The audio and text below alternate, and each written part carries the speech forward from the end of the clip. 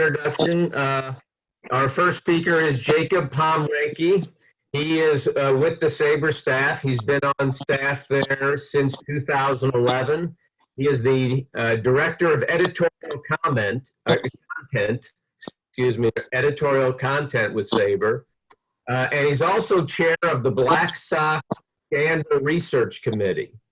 So we're thrilled to have him here to tell us about what happened with the pandemic 100 years ago, so that we can learn what baseball did then and compare it to what baseball is doing today.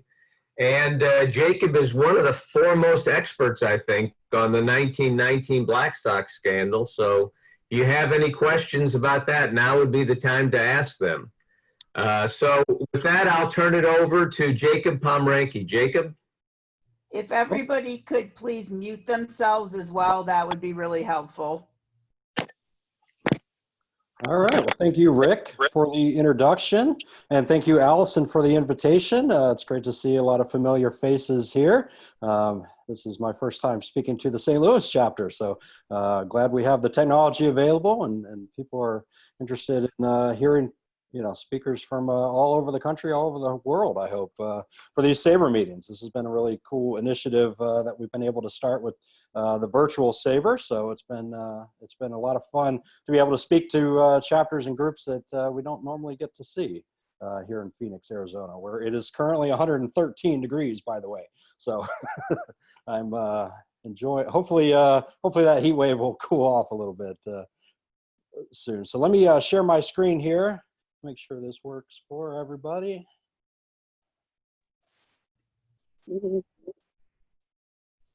Continue. Yep, we got it. There we go.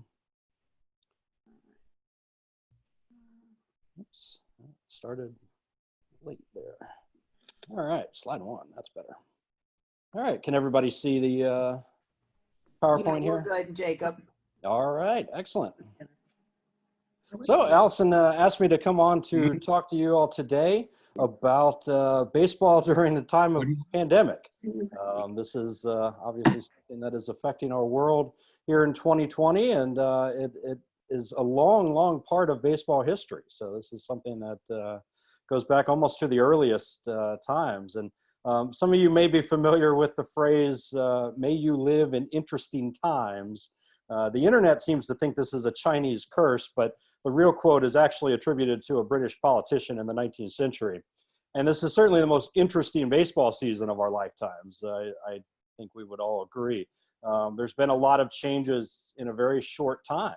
We've got a 60-game season this year. We've got no long distance travel. All the teams are playing pretty much regionally.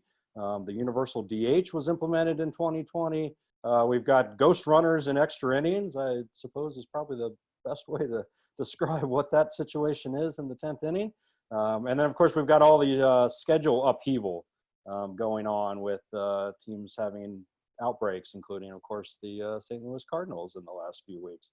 Thankfully, they're back on the field now as of this weekend, but who knows? Cincinnati Reds are now the latest team under the clock, so we'll see kind of how that goes. Well, as someone who studies baseball history, I've never really wanted to relive it. This is this summer has made me rethink my thoughts on time travel, I think. But in many ways, what we're seeing now is unprecedented because this is not something that baseball, Major League Baseball, minor league baseball has ever really experienced before. Baseball has gone through a lot of different circumstances around the world, including world wars, the Great Depression, and other pandemics, and we've never seen a season quite like this. But as I'll explain tonight, baseball and pandemics have been intertwined really since the beginning of the game's history. And some of the same attitudes, some of the same strategies and decisions that we're seeing today, both on and off the baseball field, are reflected in what we've learned in our experiences from earlier pandemics, especially the global influenza pandemic, the so-called Spanish flu in 1918 and 1919, just following World War I. And I'll be talking a little bit more about that in just a minute. So life in a pandemic is pretty much the same no matter what era you're in. how human beings have dealt with life under quarantine and life during illness and virus outbreaks really hasn't changed much. And that's true in the 21st century, and that was true 100 years ago, and that was true 1,000 years ago as well. Plagues and pestilence and pandemics have always disrupted our lives in so many different ways. And, you know, those of us who have never really lived through one are learning for the first time what human beings have learned, you know, before about, you know, kind of the fears and frustrations that we feel today going through this coronavirus pandemic is very similar to what people dealt with 100 years ago with the influenza pandemic as well. You know, I wish we knew how people in baseball felt about playing the game during the influenza pandemic in 1918. But nobody asked Shoeless Joe Jackson. Nobody asked Ty Cobb, you know, what it was like to play through the influenza pandemic. So we don't know, you know, how they felt about going back on the field. We do know how Clayton Kershaw feels. We do know how David Price and Buster Posey feel, you know, and so that's something that we have a little bit more experience with now in the 21st century is players have a much larger voice, and so they can, you know, talk to us about their fears and frustrations and, you know, what their attitudes are as far as getting back on the field. But going back to the game's earliest days, baseball's popularity actually rose in part because of a pandemic, multiple pandemics in the 19th century. In New York City in 1822, there was an outbreak of yellow fever. And one of the ways that the medical world talked about getting over these outbreaks, both yellow fever, cholera, dysentery, there were many others that afflicted people in the 19th century. And one of the ways that they told people to kind of get out and get healthy again was to get outside. And before we truly understood what caused some of these viruses, doctors were promoting baseball as a way to get in the fresh air, get out of doors, get some physical exercise, build up your body, build up your immune system. And these were all known to be ways to combat infectious diseases.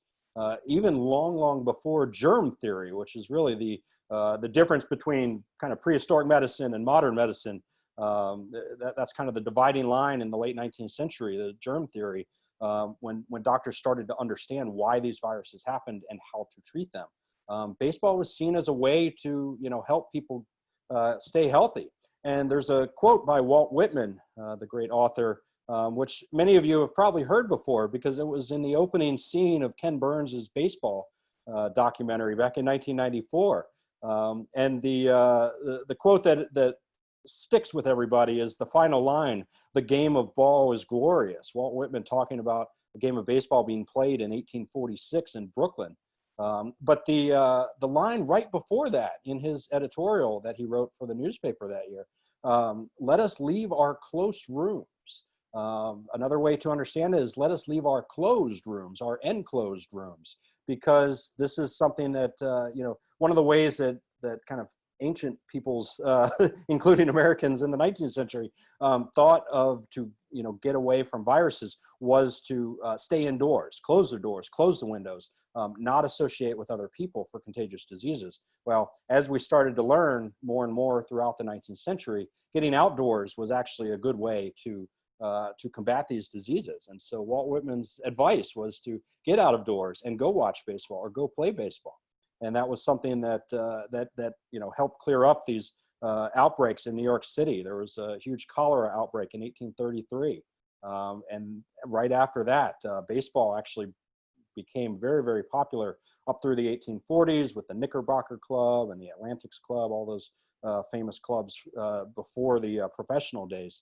And you know, this was one of the ways that they were combating disease and staying alive was to go outside and play baseball. The Civil War later on in the 19th century. A lot of people, you know, don't realize that there were 600,000 soldiers who died in the Civil War. Well, 2/3 of them happened because of disease, not because of combat. This is something, a disease has, you know, throughout all of human history has killed more soldiers in war than combat has. And that was true in the Civil War as well. So baseball played a huge role in the Civil War in terms of spreading the game, and the knowledge of the game around the country as well. So, so baseball has always kind of played a role in this pandemic time, both in the early game history and up through today. And you can see that I put a couple of newspaper articles here from the early 20th century. All of these diseases, before there were treatments, before there were vaccines for any of these diseases like smallpox, players would come down with some of these diseases, and the teams themselves would get quarantined. And this happened a lot during spring training when players were coming from all over the country to one place, and who knows what they had been dealing with in their homes, in their hometowns during the winter. And so you would see these newspaper articles of smallpox outbreaks or other things during the early 20th century. And typhoid fever was another one. Actually killed some ball players with the Los Angeles Angels of the Pacific Coast League. And so this was something that affected baseball and all citizens throughout the world before they really had ways to combat some of these diseases. The St. Louis Cardinals were actually subject to one of the more recent viral outbreaks of diphtheria, a contagious throat infection, in spring training in 1944.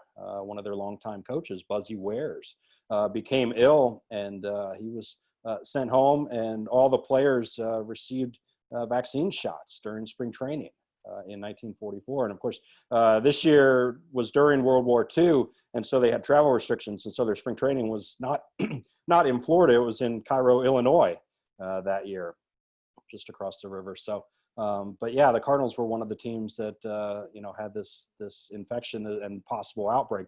Thankfully, none of the other players were infected, and they got treated very quickly, and they were able to start the season on time. But the 1944 season and 45 season are probably the most comparable to what we're seeing today, just based on how many elite players were not in the major leagues because they were either serving in the military or they're working war industry jobs of some kind during World War II. And so this is probably the most comparable season that we have. Of course, 1944 is a very special year in St. Louis. That was the Cardinals-Browns World Series, the only year that the Browns won the American League pennant. So the biggest story of the 20th century in terms of pandemics is the Spanish flu, the influenza, the H1N1 virus that affected more than 500 million people around the world in 1918 and 1919. And of course, this was also right in the middle of World War I. And World War I is really the big reason why this pandemic was so deadly. It was the deadliest pandemic of the 20th century. And it's the reason that it spread so quickly around the globe, because you had all these soldiers who were moving around the country to get ready to go to Europe to fight in the war. And so they would take their diseases, unfortunately, and spread them throughout their military camps. The very first known outbreak of the 1918 flu happened in the spring of 18, and it happened in Haskell, Kansas. A soldier was on leave, and he got infected by the H1N1 virus and took it back to Fort Riley in Kansas, where he was stationed, and then spread it throughout there, and then spread it into Chicago and Philadelphia, New York, and Boston on the East Coast, and then over to Europe. And so the reason that some people know it as the Spanish flu is because Spain was neutral during World War I, and they were not censoring their newspapers. So they were one of the only countries to actually report on the flu outbreak in early of 1918, unlike other countries that were censoring their news reports. And so that's why it's known now as the Spanish flu, but it could just as easily be known as the Kansas flu, because that's the first known outbreak of that virus. Now, the influenza, the pandemic really started in the spring of 1918, but it really got big in the fall, in September, when soldiers started coming back from France, especially American soldiers, started coming back from France and from Europe, and started infecting people around America. And the fall of 1918 was considered the second wave of the influenza pandemic. And that's when most people were infected and most people died, was in that second wave in the fall of 1918. And then there was a third wave that happened after the new year in the winter of 1919, and we'll get to that in just a minute. Now, again, I said more than 500 million people were infected by this influenza. That was 1/3 of the world population at the time, just to kind of put that in perspective. Historians are a little bit unclear because the records are so all over the map. But the best known estimate for how many people died of the influenza pandemic was about 50 million around the world, including 675,000 American citizens and soldiers. So again, the deadliest pandemic in the 20th century. Now, some of the same forces that we see today, this spring and summer with the coronavirus, we also saw 100 years ago with the influenza pandemic. And that was forces like government inaction, and economic calamity, misinformation, and a distrust of science. There's a lot of ignorance about what caused the flu virus, and in some ways doctors still aren't completely sure. And then there was, of course, stubborn resistance on the part of a lot of people to taking some strict public health measures like staying under quarantine or wearing face masks. The value of wearing face masks is a subject that is still hotly debated today, and it was 100 years ago as well. The mayor of Oakland, California was actually arrested in January of 1919 for not wearing his face mask. And in San Francisco, they formed something called the Anti-Mask League, and they met without masks to protest any government mandate. There was a lot of opposition to that. And again, we're seeing some of those same forces today in the coronavirus. Now, the sports world was not immune to the influenza pandemic. Baseball got pretty lucky, and I'll talk about that more in a second. But other sports were affected in far greater ways in 1918 and 1919. Joe Hall, a future Hockey Hall of Famer with the Montreal Canadiens, died of the flu during the Stanley Cup Finals in the spring of 1919. And the Stanley Cup Finals were called off. They played 5 games, and so many players on both teams, Montreal and Seattle, got sick during that series that they had to completely call off the series. And Joe Hall contracted the virus and ended up dying a few weeks later. He's now in the Hockey Hall of Fame. And so he was probably the most notable victim in the sports world who died. But there were a lot of other figures in sports. There were horse jockeys, there were boxers who died, there were football players who died. The biggest name in baseball who died of the flu during the pandemic was an umpire, Silk O'Laughlin. He was an American League umpire. He called 5 different World Series, and he died at the age of 46 in December of 1918. There were some other players like Larry Chappelle, who had been involved in the Shoeless Joe Jackson trade between Cleveland and Chicago a few years earlier. He also died of the flu in 1918, and some other lesser known players as well. But O'Laughlin was a very popular figure. And so when he died, it definitely sent shockwaves around the baseball world. Now, the biggest name of all, who was rumored to contract the flu, was Babe Ruth, then of the Boston Red Sox.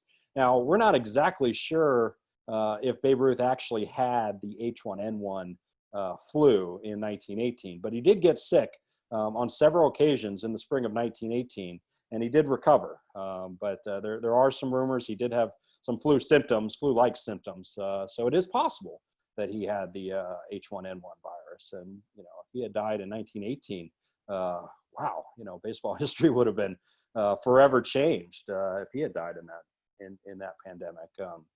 But thankfully he did not, and went on to much greater things. So as I mentioned, baseball got very, very lucky in 1918.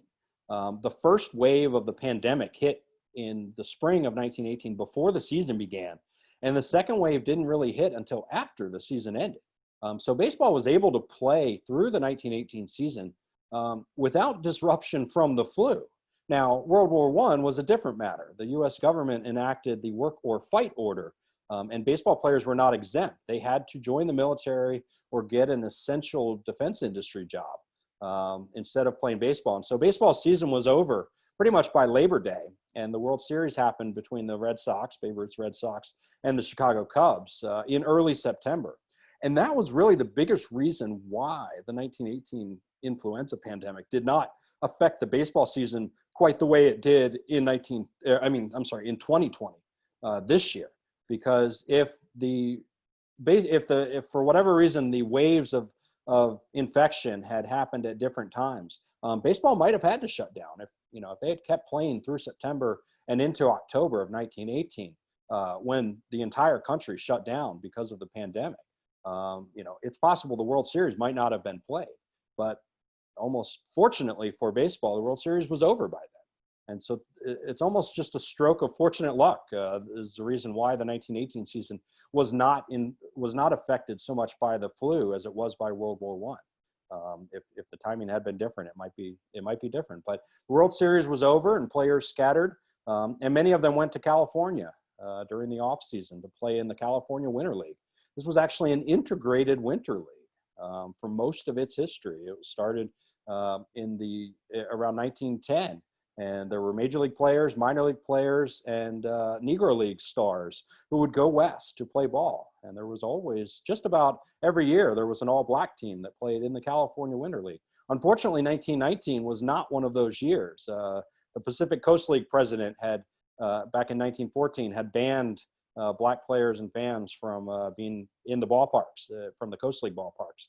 And so in that particular year, in 1918 and 1919, the Winter League season was segregated. And so all the players that you see on this Pasadena team sitting on the bench in their flu masks are white. But in other years, this might have been an integrated roster in 1918.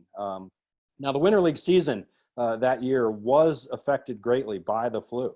There were a lot of different postponements. They were able to get their first game in early October, and unfortunately, they didn't play again for 6 more weeks because the government shut down all public gatherings for 6 weeks. Now, World War I ended in early November, on November 11th, and that was about the time that the flu outbreak was thankfully dying off, and so people went out in the streets and celebrated the end of the war.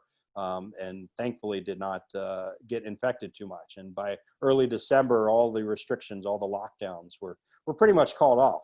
But in early January, they were brought back again because this was the 3rd wave of the flu. And the Rose Bowl in Pasadena is unfortunately one of the reasons why there was such a big outbreak. They held the Rose Bowl on January 1st, on New Year's Day, and there were about 25,000 people in the stands. Well, this was probably one of the reasons why the infection rates went right back up within a week in Southern California. And Pasadena was hit especially hard by the 3rd wave of the flu in the early of 1919. And public health officials ordered a new shutdown and more quarantine and strict enforcement of wearing face masks in public. And this affected the Winter League as well. And so the game between the Pasadena team and a team sponsored by Standard Oil Company was suspended on January 19th because the players revolted. They didn't want to play in flu masks, and the city was not going to allow them to play without them. So one of the Pasadena managers persuaded the players to get back on the field and follow the law. He invited some photographers and some film cameramen to come out to the game to watch the players play in flu masks. He was going to turn this thing into a spectacle. And the Pasadena, there were the 2 big teams involving a lot of different major leaguers were the Pasadena Merchants team, sponsored by the Merchants National Bank. And this team had a lot of major league stars on it, including Irish Musial of the Phillies, Fred McMullen of the White Sox, Frank Schellenbach, George Cutshaw of the Pittsburgh Pirates, Pete Schneider, Red Killefer of the Cincinnati Reds. So there were a lot of major leaguers that were involved in this Winter League, and they decided to get back on the field on January 26th and play a game in flu masks. And this was, again, kind of a one-off stunt. This was a publicity appearance, and they even put the dog, Doc Crandall's dog, was in a mask. And so was the umpire, Beans Reardon, who was 21 years old at the time. He was the best amateur umpire in the city, and he would start his professional career later that year up in the Northwest League, and he went on to umpire in the National League for 24 seasons. He was the umpire for this flu mask game in January of 1919, played at Carmelita Park, which is actually on the Rose Bowl parade route right off Colorado Boulevard. The park is no longer, or the baseball stadium is no longer standing. The park is still there, though. in Pasadena. But so this game was played, this kind of publicity stunt, and thankfully there were pictures taken, because it's one of the only documentary evidence that we have that this game actually happened. If not for the cameraman who was out here taking pictures, it's possible that we might have never heard of this game. But the pictures are very haunting, and it's very interesting to look at, especially in light of what's going on today with, players playing in face masks, facial coverings at Major League games right now. So it's interesting to kind of look back and see this parallel in history. And the game itself was actually pretty interesting. Irish Musial was one of the big stars of the game. He had 4 hits. Doc Crandall, the former New York Giants pitcher, he pitched all 11 innings for Standard Oil. Now, he did give up 9 runs, but he also hit 2 home runs as a batter.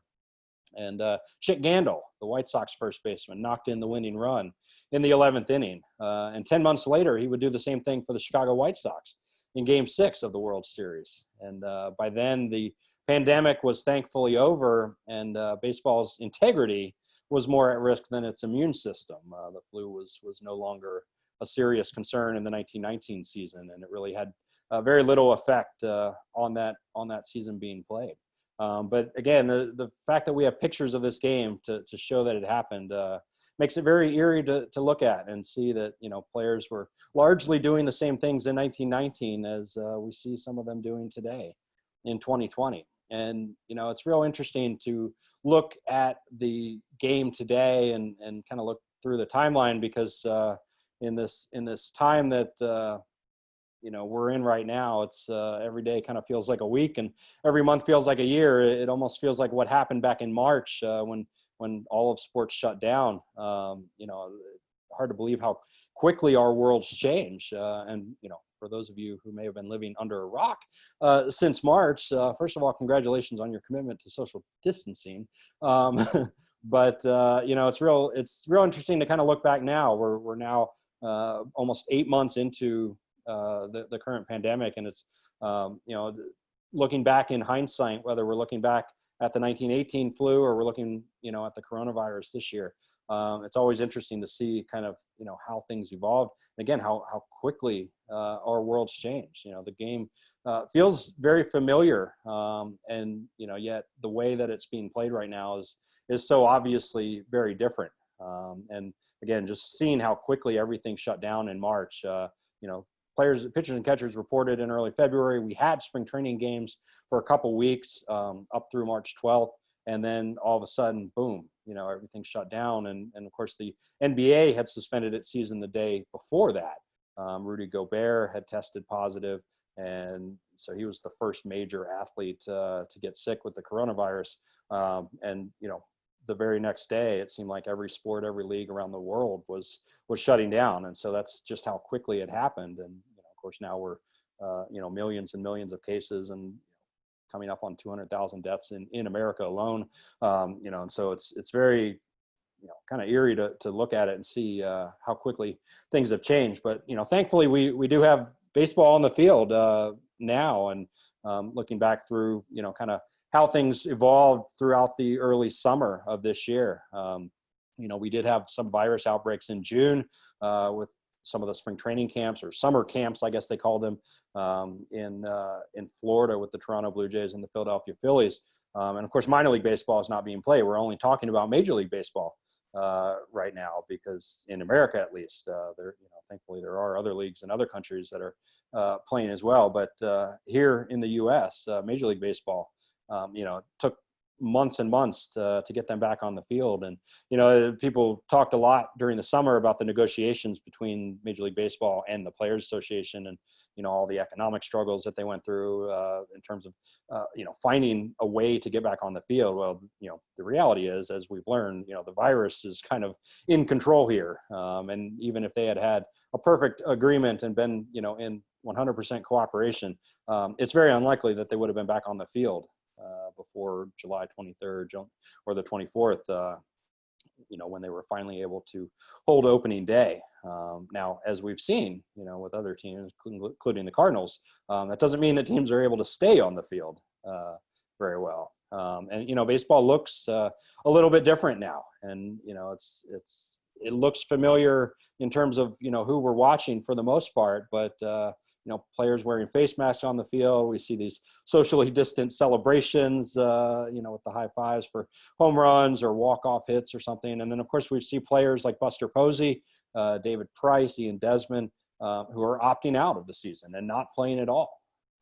Buster Posey has two, premature babies that were born earlier this year. And, so he's in a high-risk environment at home. And so there's, it's very interesting to kind of see how baseball players are reacting. That's not something we saw 100 years ago or 150 years ago, because back then, before the institution of the Players Union, players didn't really have any choices. If the owners told them to get on the field, they had to get on the field, or they probably weren't coming back at all. So, it's very interesting to kind of watch how the game has evolved. And, again, the face masks in the dugouts, Tampa Bay Rays in this picture are not being terribly socially distant. You see some players sitting in the stands during the game. And of course, the umpires are almost all wearing masks as well.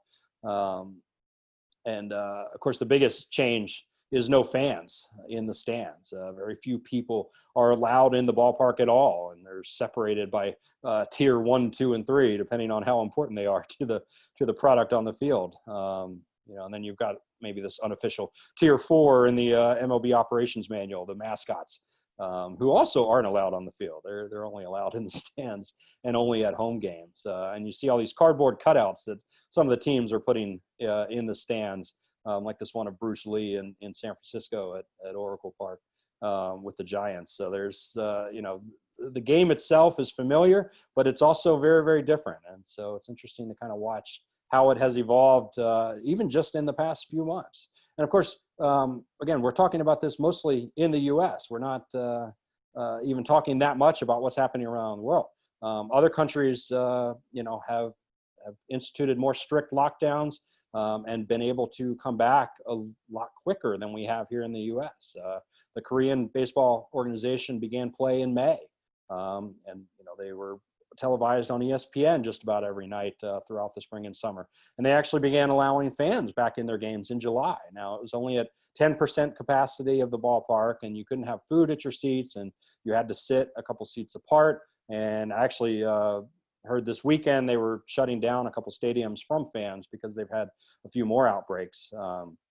But you are seeing some fans around the world who are able to come back to sporting events. Japan, on the right there, is currently playing its iconic Koshien High School baseball tournament, kind of the March Madness of Japan. Very, very popular tournament that takes place in the fall and the summer.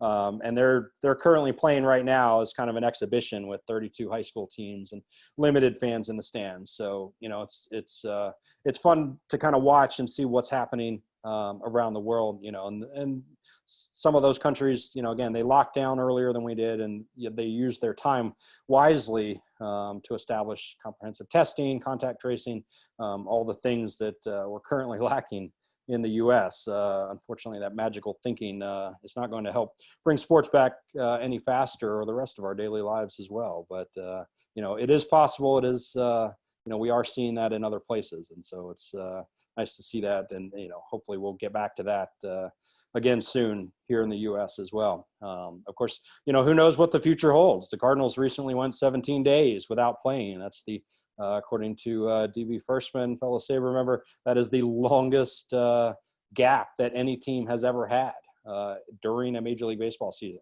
with not playing games on their regular schedule. So it's an unfortunate record. Thankfully, the Cardinals did come back this weekend and played pretty well against the White Sox.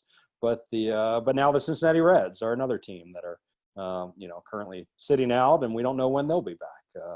So it's interesting to kind of watch how this all is going to play out. Hopefully we'll get to play the rest of the season. Hopefully we'll get into a postseason and get a World Series. And there have been a lot of other World Series that have involved weird seasons or split seasons, like with the players' strike in 1981 or some of the World Wars. So I don't think this season is really all that different when you look back throughout the whole history of the game. There's always something that's affecting things. And, we've learned a lot about pandemics in the last 150 years. So we know how to combat them. We know how to, deal with them. So we just have to do what it takes and hopefully emerge safely on the other side. get back to being in the stands hopefully soon.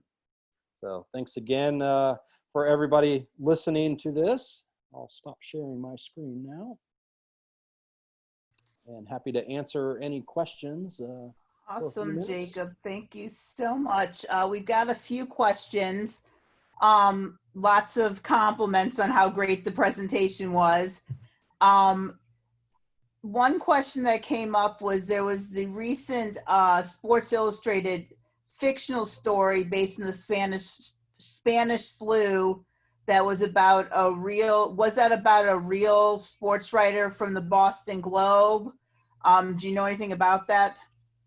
Yes, so that was, I think, a 8 or a 10-part series by Tom Verducci in Sports Illustrated back in whatever time, June, July, I don't know. I can't tell time anymore, but whenever it was, yeah, it was about a real-life sports writer, Ed Martin of the Boston Globe, and he did die in, I think, November of 1918, and so did his wife. And that story is told as part of Verducci's series. It's kind of a blending fact and fiction, but I read that series and it was pretty good. It puts you, kind of in that world and what it was like. Obviously took some creative license because it is historical fiction, but again, it's very interesting how things change and how they don't in times of pandemic, how human beings have dealt with life under quarantine really, hasn't changed all that much. And so a lot of the things that they dealt with family members getting sick or they themselves getting sick and how much risk, we all want to take. Those things were true for, players, executives, writers, fans in 1918, just as they're true today. So it's really interesting to kind of look back, through the eyes of a sports writer like Ed Martin or an umpire like Silke Laughlin or Babe Ruth, who recovered from the flu, if that is indeed what he had. Yeah. It's very interesting to look back and, see all the parallels because there are quite a few of them.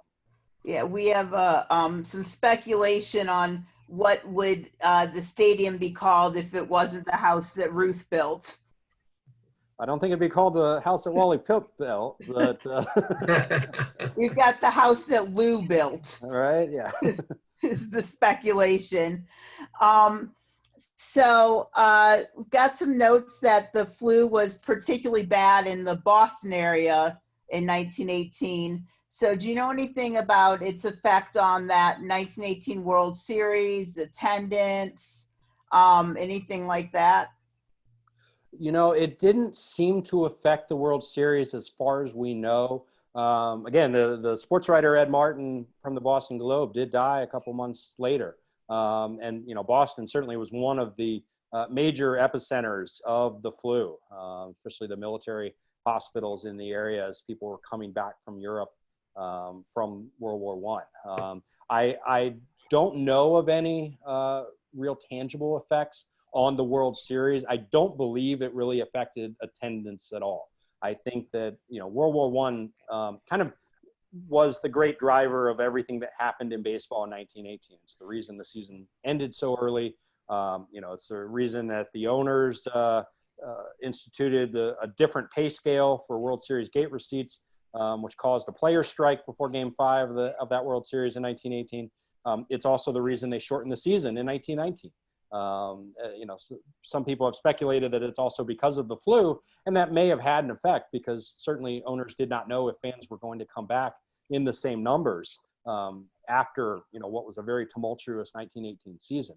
But it was really the war that was the driver of all these decisions. Just like today, a lot of people just kind of ignored the pandemic and really, if it didn't affect them or their families, they didn't really, care too much. And I think baseball owners as a group have always fallen in that class. And I think that was true in 1918 as well. So they just carried on. They tried to get as many games as possible in 1918, before the government shut down Major League Baseball. And a lot of minor leagues did shut down completely in the middle of the 1918 season because of the war, not because of the flu. So again, timing was almost solely the reason why the 1918 season was not totally disrupted the way the 2020 season has been. If the flu outbreaks had been different, if the patterns of how the virus and how the infection rates had gone in 1918 had been different, it's possible that baseball would have been completely wiped out. And, they got very lucky in 1918 to be able to play their whole season. Well, maybe they used up all that luck because in 2020, the coronavirus struck in March, right before the season began. And so Major League Baseball really didn't have a chance to get the season started this spring. And it's almost a reverse of that very lucky, fortunate timing they had 102 years ago. They had the worst luck of any major sports league, men's or women's, in 2020 because they had not started their season yet. And so, the NBA was able to pick up and the NHL was able to pick up, and MLS and the Women's Soccer League were able to hold these kind of bubble tournaments in June and July. Major League Baseball was trying to get 162 games in. They're going to be lucky to get 60. So, it's very unfortunate timing for baseball, but it's almost a mirror image in reverse of what, the lucky timing they had 102 years ago. Yeah. Keep dropping your questions in chat if you have any. And don't forget, Jacob's also willing to answer any questions you have about 1919 Black Sox, anything related to that. We do have a question, which I was also curious about. Obviously, we live in a bubble here in St. Louis of, we see what the local media is saying. How has the media outside of St. Louis really, and fans outside of St. Louis, viewed the COVID episode that happened with the Cardinals? It's interesting. I think there's certainly an element of fans and sports writers who are trying to blame individuals for what is really an institutional failure with the entire pandemic. Yes, you can blame the Marlins or you can blame the Cardinals players for individual actions. But the reality is, we could all be doing everything right and the pandemic would still be happening. This is not something that individual behavior is going to fix or solve. This is something that, we need very comprehensive testing. I'm not a medical expert. I'm not a doctor. And I did not stay in a Holiday Inn Express at all this year because I haven't stayed in any hotels this year. But, we need testing, we need tracing. That's what other countries are doing. And we don't really have that right now. And so that's something that, try as it might, Major League Baseball cannot fix this problem. This is not something that Major League Baseball is going to be able to solve. It is not equipped to solve a public health crisis. And so that's something that, people in MLB don't want to hear, but that's the reality. And that's true, of all institutions, including schools and universities, including, all of our workplaces and everything. This is not something that individuals can really fix. This is something that takes a massive coordinated effort, and some countries are doing that better than others. So that's something that, it would be very nice to, hopefully we'll get to that point. Hopefully, something will cause us to get to that point where, we have this kind of massive coordinated effort to get the virus under control, because the reality is that's the only way out of this mess is to get that virus under control. And then everything else can follow from that. Yeah, I agree. Okay, so switching to 1919, we've moved past the flu. Was Lefty Williams really threatened before he was knocked out in the first inning of Game 8? If not, why did he get shelled so badly? Thank you for that question, Rick. I'm always happy to talk Black Sox for the next 100 years, just like the last 100 years. That whole story about Lefty Williams, the White Sox pitcher, getting threatened by gamblers, it's a very dramatic, compelling scene in 8 Men Out, but there's no truth to it whatsoever. There's no evidence whatsoever that he was ever really threatened, and that's something that, unfortunately, Elliot Asinoff, the author of 8 Men Out, admitted later on in a later book that he totally made up that story. He made up the fictional hitman Harry F., who supposedly threatened Lefty Williams. Truth is, he probably was very nervous and pitched very poorly, and that was kind of it. We don't know exactly what happened through all those games. That's something we're still trying to figure out, but we do know for sure that Lefty was not threatened. That's, there's really absolutely no evidence to suggest that. That is part of our 8 Mitts Out project. If you go on the SABR website and search for 8 Mitts Out, you can find some of the biggest misconceptions that we've been disproving with the Black Sox Research Committee over the past decade or two. And that's one of the big ones, is that Lefty was not threatened by gamblers before the final game of that World Series. So Rick follows up with another question, which is, can you speak about why 15 players were making more than Joe Jackson's 6,000 in 1919? Yes, so that's talking about the player salaries. That's one of the biggest myths about the 1919 World Series, is that the White Sox players were said to be the lowest paid team in baseball, even though they were the champions of the American League and a World Series champion back in 1917. And that couldn't be further from the truth. The reality is they were one of the highest paid teams in baseball. And Charles Comiskey had a lot of faults, but he did pay his players market rate or better in many situations. Now, Joe Jackson was making $6,000. It was a little bit higher than the league average, which was around $3,000 or $4,000. But it wasn't superstar money like Ty Cobb. Ty Cobb was making, I believe, $20,000, the highest paid player in the American League at that time. Now, Ty Cobb's negotiating power was much higher. Joe Jackson had actually had a series of poor seasons since he had gotten traded from the Cleveland Naps to the Chicago White Sox. He had had a series of poor seasons, and he was on a multi-year contract. And so he was really able to negotiate for a higher salary than he had in 1919. $6,000 did make him the second highest paid left fielder in baseball, behind Babe Ruth of the Boston Red Sox. So he still was paid fairly well, but it wasn't superstar money.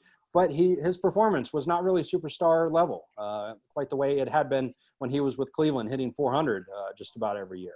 In 1918, he was one of the first, if not the first player on the White Sox team to leave to join a shipyard in Pennsylvania for Bethlehem Steel and take a job in a defense industry position.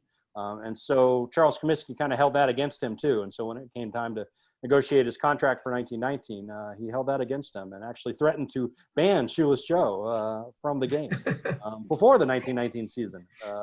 Perhaps his reputation would be better if he had been banned for that and not for throwing the World Series later on that year. So a lot of factors that are going on, and we're still continuing to learn more about that story. It's 100 plus years later, and we're continuing to dig up new evidence, new articles, new interviews of the players and other figures in the scandal and the gamblers. So it's really something that baseball fans are still captivated by 100 years later, because it's a story that never ends, never seems to end at all. Okay. So, they're saying he did dip to only 301 in 1917.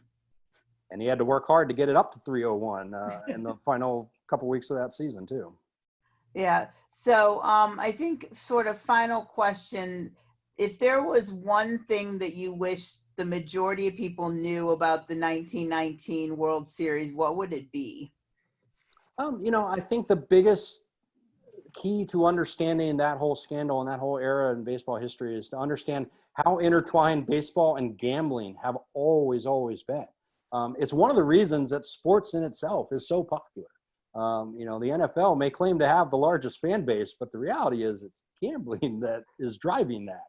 And same thing with March Madness in college basketball. It's gambling that drives so much of the interest in professional and amateur sports. We develop other emotional reasons to root for teams and to have a vested interest in the result that's happening on the field. But the reality is baseball and gambling have been intertwined since the beginning. And so, there were a lot of occasions for baseball to put a stop to some of the game fixing that was going on in the early 20th century, long before the 1919 World Series. And so understanding that culture, understanding that, gamblers were at the ballparks, on the trains, at the bars, with the players all the time. Understanding that culture is the key to understanding why that scandal happened, because baseball had a lot of opportunities to clean it up. And this is a story for a different day, but it's very similar to the sign stealing with the Houston Astros.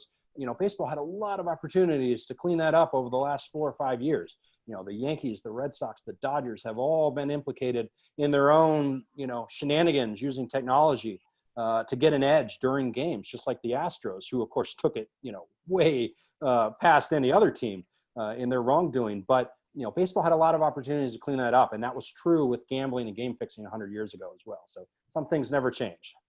Yeah, definitely. Well, not to make you too jealous, but I just checked and it's 83 degrees here in St. Louis. with a little bit of rain. So, you know, you're always welcome to move here. Well, enjoy that good weather. We'll have some of that in January, maybe. Maybe if you're lucky. Okay, well, Rick, I'll turn it over to you. Okay, well, Jacob, thank you very much for that talk. I think everyone was really spellbound by it, and we learned a lot about what happened in the pandemic 100 years ago, and also a little bit about the Black Sox. So that was terrific. Thank you for spending your Monday evening with us, and hopefully we will see you in Baltimore a year from now. Is that right? That's right. Very much looking forward to it. Okay. Thanks again to everybody for having me.